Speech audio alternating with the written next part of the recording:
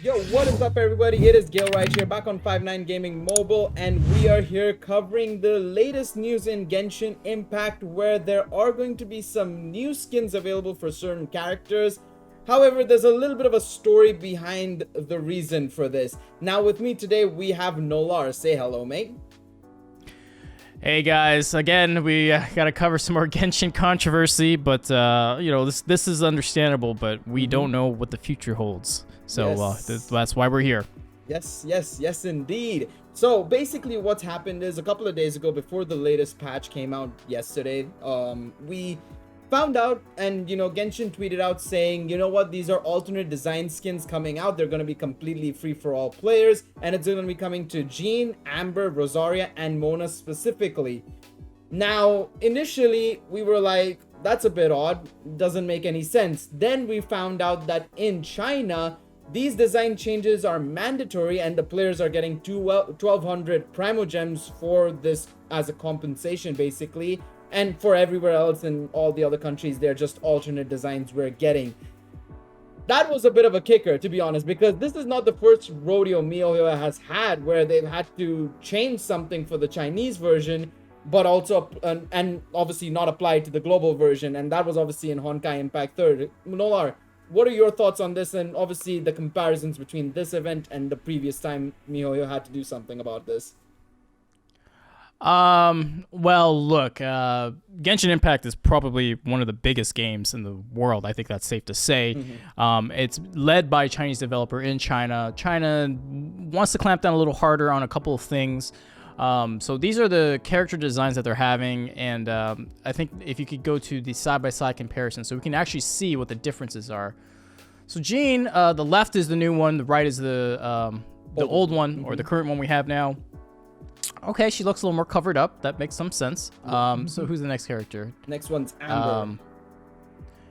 Amber looks a little more covered up as well. So I think that's the theme that you're looking for here. Yep. She's also not no longer wearing fishnets. It's straight up clothing. And then kind of similar with Mona, but more so covered up at the thighs area, more so. Right, yeah, it seems to be, this one's a little off in that sense, but overall it seems like the quote-unquote censorship, as people want to say, is they're just making design choices to cover them up, and that's fair. I don't see that being an issue so far, but we know how MiHoYo likes to operate. Things might change because they, if I was a developer working on multiple skins or multiple outfits, I'm going to apply that to the rest of all my other servers, right? Why do more work than I need to, right? So, overall, it makes sense. It's I think it's unfortunate. I mean, we will talk about that in a second, but yeah, I don't see any issue with their current designs, but with China putting in some laws, and obviously MiHoYo, who wants to be in their good graces, has to abide by them. Here we are. Exactly. The one thing I will also want to add on top of this is that I've seen also some images floating around, which I'm not sure if it's completely true or not, so that's why I'm just generally mentioning it. Is that, of course, they're gonna, from what I've heard, is that China's actually gonna have also these old designs as well. But the difference between those old designs and these ones is that, for example, Jean's cleavage, I think is the best way to put it, will be covered up with a white button-up shirt as well instead. So China will be getting both versions, but they will obviously get the more default skin changed up as well. So yeah, I mean, this was, I think, Nolar, you and I, we had a bit of a discussion, right? I think ages ago, when the whole laws were clamping down in China, and we were thinking about characters like Venti possibly not even existing anymore in Genshin, right? So I was surprised back then that nothing happened, and I'm a bit surprised that they've tackled these characters out of all characters at the same time. So let's look at some of the reactions from the Chinese players of the about this whole censorship situation. And I mean, the first one in itself is very it's telling a lot, shall we say. So he's basically saying, Genshin, leave China please, there is no hope in China. It is the right decision for China's elites to emigrate. This country has become more and more like a feudal dynasty. Nolar, what are your thoughts on some of this, man? This is something else, right? I mean, obviously, for those of you who haven't heard, the last time this happened with MiHoYo, obviously somebody decided to go and, try and attempt to murder one of MiHoYo's founders. But, I mean, it's pretty tame so far, right, Lars, compared to before? Oh yeah, this is just outrage, but internet outrage in the sense of like otakus can save the world but cannot save China. That's a funny line. That really is a funny line. And people are just rightfully upset because they don't see, to them, I mean, I think they're like me, even though, yes, I am a degenerate like most of our viewership here. It's not that big of a deal to me. No need to do all the covering up, in my opinion. But China sees it, and then their own player base is saying like, this doesn't make any sense. Yeah. The game will not be effective if the company decided to move its headquarters to USA or Japan, right? Yeah. There's just so much to look through here. We are living in the King Dynasty, and the feudal society wins again. So look, they have laws. This is how their country operates, and I can't blame them for trying MiHoYo to try to adhere to the laws and keep the game there, because of course, like we've covered before here on mobile and as well as on our direct channel, China is like really clamping down on video game addiction. They're allowing people at most an hour, or young youth under 18 at most an hour a day, Friday, Saturday, Sunday, 1 hour each. That's it. You get another hour if it's a holiday, but they're trying to really curb the internet gaming addiction scene that they have.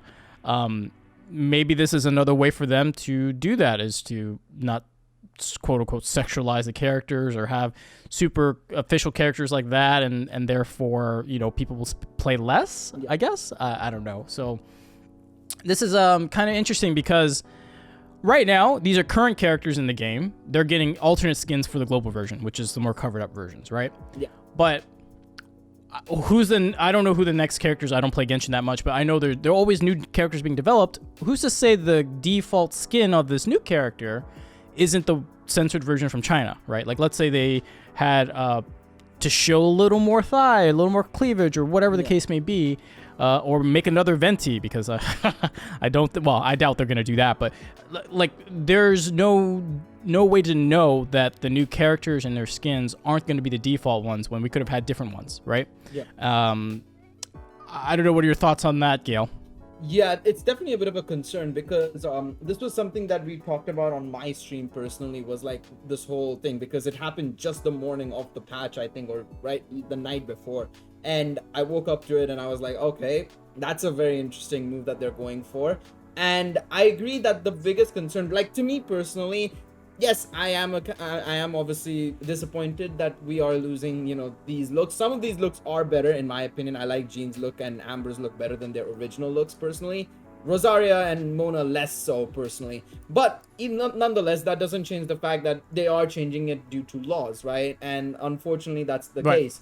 But yeah, I think that's the biggest concern for everybody, and it should be a concern, is like, what is the next direction for certain characters? Like, I think, based on the regions that are coming up and characters that should be coming up, I'm less concerned about certain regions, but some other regions where I know they might want to try and do something more related to the country's culture that they're trying to adapt from. For example, Fontaine with France. I don't know if they're going to go through that length, where they would potentially show a little bit more skin, I suppose is the best way to put it. So yeah, it definitely is a little bit of a concern. I mean, we know there's a character coming up next update which shows she pretty much is going like completely like barefoot. She's wearing a skirt, right? So I don't know if there is going to be the case where they might change it or anything of that sort. We'll just have to wait and see, because there's a lot of even like leeway based characters, and leeway obviously is based on China, that also show a lot of skin. So we also have to see if they're going to do it with other characters as well, right? Because so far it's only 4 out of like what, the 25 30 characters that are in the game right now.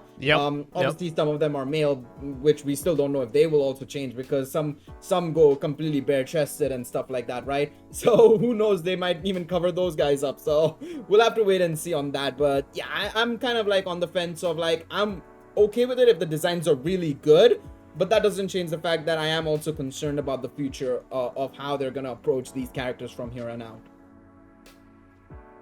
Yeah, that's with a cautious optimism here, where it's like I don't see this being a big deal, but at the same time I can see this potentially being like, okay, look, if I was MiHoYo and I have to comply with these laws, I would do the censored version as the default one, and then sell the little skimpier ones as a skin, Yeah, you know, that's to the global possible, yeah. players. Like, that's if I was gonna maximize a profit, that'd be one way to do it. But Yeah, I mean- as far as I know, yeah, MiHoYo and China themselves are having the government are having a little tit for tat here. Yeah. So we'll see how this turns out, because maybe MiHoYo gets out of China. I don't know. Like, there's a lot of companies because the gaming scene there, of course, is being slapped around by the government. So we don't know what's going to happen next, right? I think one thing we should also point out, and this is something that we didn't necessarily have the time to cover due to obviously holidays, as well as, you know, preparing other videos, was obviously MiHoYo changing the publisher on Epic Games to Cognosphere, which is a company based in Singapore.